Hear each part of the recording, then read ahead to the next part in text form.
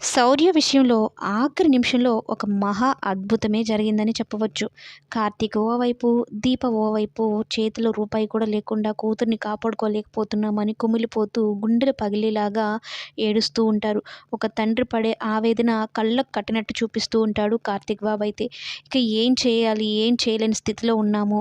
శౌర్యతో మనం చెప్పే అబద్ధం ఇదేనేమో, అసలైన అబద్ధం అంటే ఇదేనేమో అన్నట్టు అనుకుంటూ ఉంటారు. అయితే తీరా గదిలోకి వెళ్లి చూస్తే శౌర్య ఉండదు. శౌర్య ఎక్కడికి వెళ్ళింది? డబ్బులు కట్టలేదని పంపించేసారు ఏంటి అని దీప భయపడుతూ ఉంటే, ఇంతలో డాక్టరు, ఒక నర్సు వచ్చి ఆపరేషన్‌కి మొత్తం సిద్ధమైపోయింది. డబ్బులు కట్టేశారు గదా! నువ్వు చాలా గ్రేట్ అంటూ కార్తీక్‌ని పొగుడుతూ ఉంటాడు. అదేంటి డబ్బులు మేం కట్టలేదు కదా!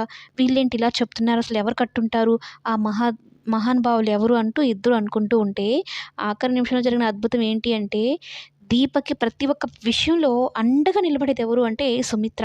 ఆఖరికి శివనారాయణ తిడతాడు, మనుషుల్ని కాదంటాడని తెలిసినా కూడా ధైర్యం చేసి ముందుకి వచ్చి డబ్బులైతే హాస్పిటల్‌లో కట్టేసింది. ఎవ్వరికీ తెలియకుండా తనే కట్టింది అని కూడా తెలియకుండా శౌర్యనైతే కాపాడుకునే ప్రయత్నం చేసింది.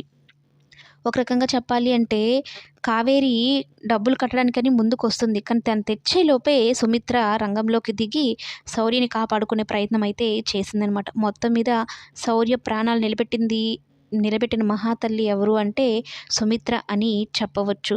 ఎన్నో రకాలుగా దీప తన కన్న కూతురు అని తెలియకపోయినా తన ప్రాణాలను కాపాడింది. ఏదో తెలియని బంధం వాళ్ళ మధ్య ఉంది అని చిన్నారిని కాపాడుకోవడానికి అంటే ఒక అమ్మమ్మలాగా ముందుకొచ్చిందనమాట సుమిత్ర. దీప, కార్తీక్‌లు ఉన్న కష్టకాలంలో ఒక దేవతలాగా వచ్చి శౌర్యని కాపాడి వెళ్ళిందనమాట. ఈ విషయం గనక జోష్నకి గాని తెలిస్తే నిజంగా ఇప్పుడు హార్ట్ అటాక్ జోష్నకొస్తుంది.